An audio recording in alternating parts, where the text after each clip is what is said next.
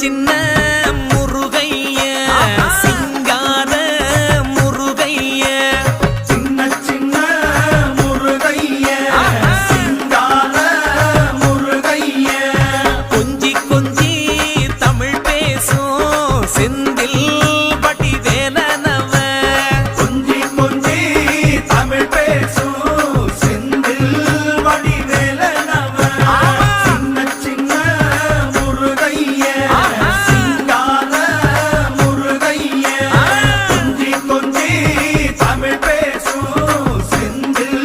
வடிவேலனவ சுப்பிரமணிய சாமி என்பார், கார்த்திகேயன் என்பார், சுவாமிநாதன் என்பார்,